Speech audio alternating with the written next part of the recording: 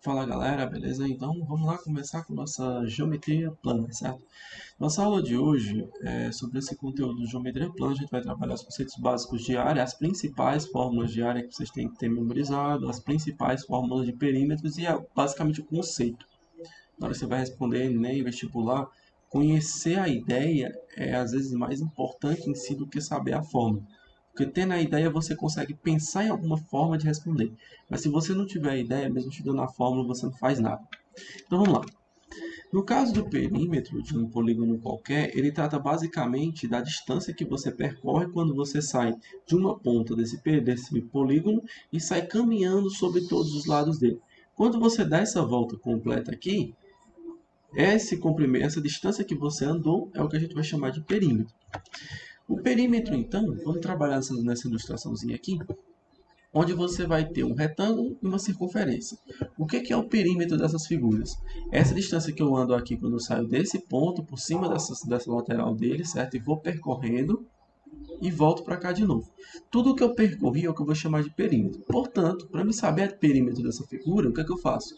Eu vou somar 12 mais 5, que dá 17, mais 12 de novo, mais 5, que vai dar um total de 34. Beleza? Já aqui na minha circunferência, a situação muda um pouco. Para a circunferência, eu vou precisar primeiramente do raio e de uma constante, que é o π, para conseguir determinar o comprimento dessa volta completa. Esse comprimento vai ser dado pela fórmula 2π vezes r. Então, eu vou pegar o quê? Eu vou fazer o seguinte, vamos considerar π como sendo um número, tá? Então, eu vou deixar só o π nessa aula de hoje, não vou trabalhar com ele na forma 3,14.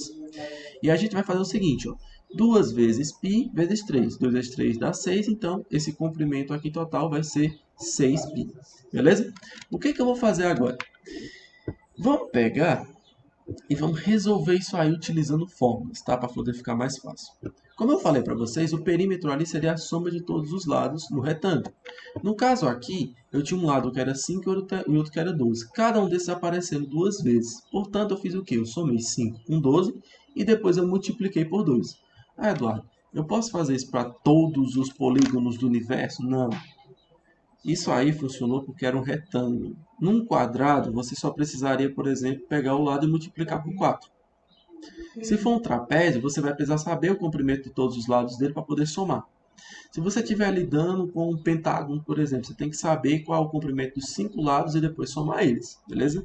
Então, antes de você tentar generalizar e transformar isso numa fórmula geral para tudo no universo, lembre-se, perímetro é a soma de todos os lados. Se você somou só 4 e a figura tinha 10 lados, então você já não tem o perímetro dela, beleza? Então vamos lá. Vou somar então 5 com 12 aqui, que vai dar 17. 2 vezes 17 dá 34 centímetros, que é o comprimento dessa, que é o perímetro dessa figura.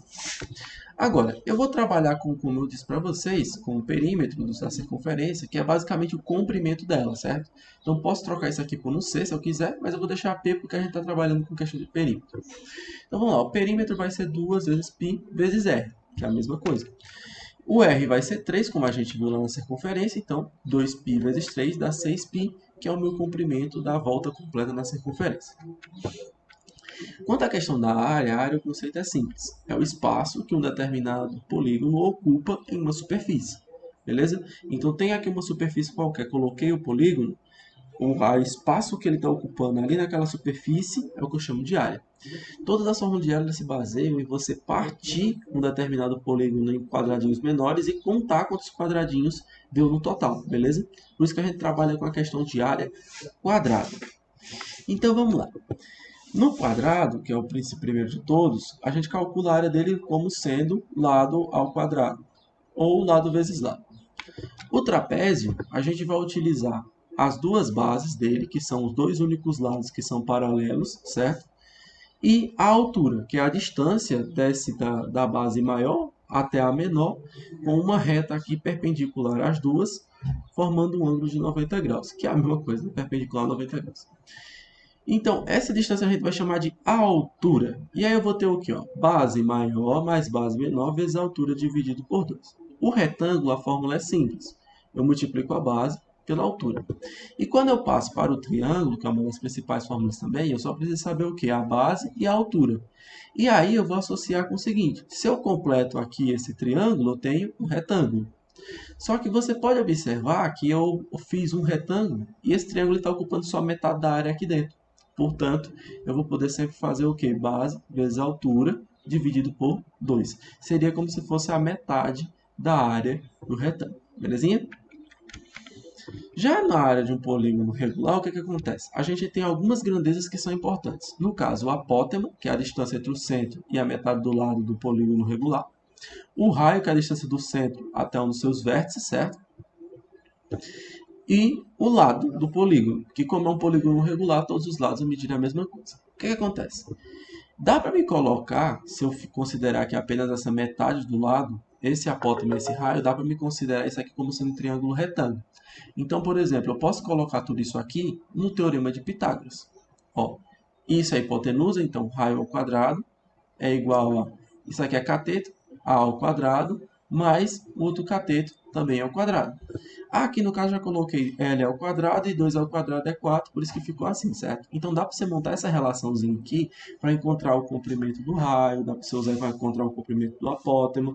Isso aí vai depender muito da questão do que você está trabalhando, do que você está precisando na hora, certo? Mas se você tem duas dessas medidas, a outra você consegue descobrir também fácil.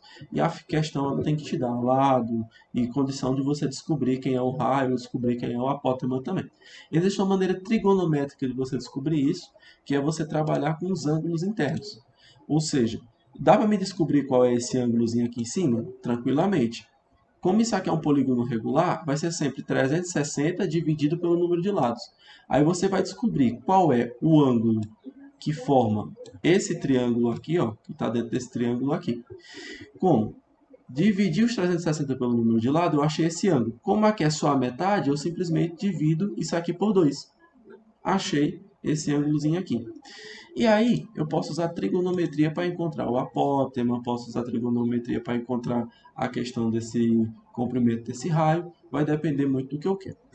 Aqui na questão da área, gente, o que é que eu faço? Eu vou ter a questão do número de lados, do comprimento do lado e do apótema. Como eu disse para vocês, isso aqui é um triângulo, né? Retângulo.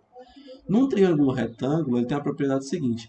Todos os dois catetos vão sempre ser uma base e o outro a altura. Então, o que é que eu faço para descobrir a área disso aqui? A área desse triângulo aqui, retângulo, seria então minha base vezes a minha altura.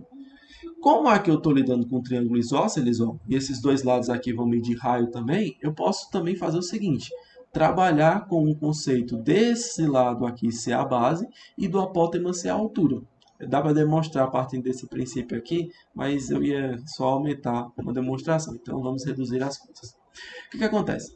Esse lado aqui é L e aqui é minha altura A. O que eu faço? A vezes L, que é base vezes altura, e divido por 2. Achei a área desse triângulo. Quantos lados tem? Aí você conta o número de lados e multiplica pelo número de lados. Aí a soma de todas as áreas de todos esses triângulos vai ser a área do meu polígono completo. Beleza? Vamos pegar uma ilustração aqui. Ó. Se eu tenho um triângulo com a base sendo 4 e a altura sendo 6, eu consigo descobrir qual é a área dele? Consigo. Base, que é 4 vezes a altura 6 dividido por 2. Ou seja, 4 vezes 6, 24 dividido por 2 dá o quê? 12. Se eu tenho um polígono regular aqui, quero descobrir qual é a sua área. Como é que eu faço? Primeira coisa que eu quero que você pense é o seguinte. Todo polígono regular tem como você descobrir a área dele por meio de trigonometria. Mas os principais, como por exemplo o hexágono, eles têm propriedades que é bom você ter ela em mente, que vai te ajudar a responder muita coisa e vai te dar uma segurança maior na hora de uma prova. Por exemplo, ó, no caso aqui o hexágono. Se eu fizer essa partição aqui, ó, nesse hexágono, eu ligar os pontos assim, ó, bem bonitinhos. Claro que bonitinhos é uma expressão muito forte aqui, porque tá torto pra caramba as essa. Mas então, se eu fizer essa ligação desse pontinho, você vai observar que eu tenho 6 triângulos. Se eu tivesse feito com linhas bem retas, você vai observar que os 6 triângulos são exatamente iguais, cópias um dos outros. Tanto que você podia até recortar, colocar um sobre o outro, que você ia conseguir ter aquela sobreposição perfeita. O que é que vai acontecer, galera? Para descobrir esse ângulo aqui, eu já disse para vocês, né?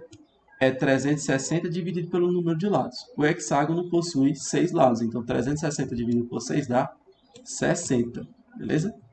Agora, se esse lado aqui é 60, olha o que vai acontecer com esses dois ângulos aqui. Como esse triângulo possui esses dois lados iguais, certo? Ele é isósceles. A princípio, ele já é isósceles. Então, esses dois ângulos aqui também vão ter que ser, como é que diz, iguais. Galera, de 60 para chegar em 180, falta quanto? 120. 120 dividido por 2 dá 60. Portanto, cada um desses ladinhos aqui também vai medir 60 graus, beleza? Se ele vai medir 60 graus, esses ângulos aqui, cada um desses ângulos, então aqui eu tenho um triângulo equilátero. Portanto, se aqui mede 4, aqui também vai medir 4. Essa propriedade ela é concernente a todo o hexágono. Todo hexágono regular, ele vai possuir, quer dizer, todo hexágono regular. Se eu estender essa figura mais para cá, certo? Se eu estender ela assim, alongar ela, ele deixa de ser regular. Mas em todo hexágono regular, que seja congruente com essas informações que eu estou passando, vai acontecer o seguinte: esse raio aqui da figura vai ser igual ao lado. E aí você lembra daquela questão de semelhança, certo? Para poder entender essa questão de regular ou irregular, tá bom? Mas então, o que acontece aqui? Vamos analisar o seguinte: se ele é um hexágono regular, que possui todos os lados medindo a mesma coisa, ele é um polígono regular, o que eu vou ter? Esse raio aqui vai ter que ser igual a esse comprimento aqui. Então, o raio é igual ao lado. O que eu vou fazer então, galera? Primeiro eu vou dar uma apagadazinha nesse desenho aqui que eu fiz, certo? E o que eu vou fazer? Eu vou descobrir, então, qual é o comprimento desse apótema aqui. Qual é a distância entre esse centro e a metade desse lado. Para isso, o que eu vou fazer? Vamos usar o teorema de Pitágoras. Como o lado aqui é 4, eu vou botar 4 sobre 2. O apótema eu não sei quem é e o raio eu sei que é 4. Então, o que eu vou fazer? Aqui vai ficar, então, 16 mais a ao quadrado. 4 dividido por 2 dá 2, 2 ao quadrado é 4. Esse 4 passa subtraindo e fica 12. Então, eu vou ter aqui a ao quadrado igual a 12. A raiz quadrada de 12, eu não sei qual é exata, então eu simplifico. Vai ficar, então, 2 raiz de 3. Consequentemente, o que eu faço? Eu substituo esse 2 raiz de 3 aqui dentro da fórmula da área do polígono regular. Aqui vai ser o n, que é o número de lados. Aqui vai ser o comprimento do lado. E aqui vai ser o comprimento do meu apótema. O que eu faço? Eu posso já cancelar esse 2 com esse 2, tá? Se eu quiser. Mas aí eu vou só continuar o cálculo. O que vai acontecer? No caso aqui eu vou ter, então, 2 cancelado com 2, tá? Então vai ficar só 6 vezes 4, que dá 24. E aqui eu vou ter 24 raiz de 3. Portanto, essa área do meu hexágono vai ser esse 24 raiz de 3. Belezinha? Agora, vamos fazer a área da circunferência. A área da circunferência também vai seguir seu padrão. Assim como o comprimento da circunferência é a mesma coisa, vai ser semelhante ao seu diâmetro, certo? Vai ser o comprimento da sua volta completa. O que vai acontecer? A área da circunferência, por outro lado, eu já vou poder medir ela como sendo o quê? Vou usar o raio ao quadrado, vezes a constante π. Então, quando eu faço esse produto aqui, multiplico o raio ao quadrado vezes a constante π, o que eu obtenho é essa área que a circunferência está ocupando aqui. Essa constante π, na matemática, ela é obtida dividindo o comprimento da circunferência pelo seu diâmetro. Quando eu faço essa divisão, eu obtenho essa constante π.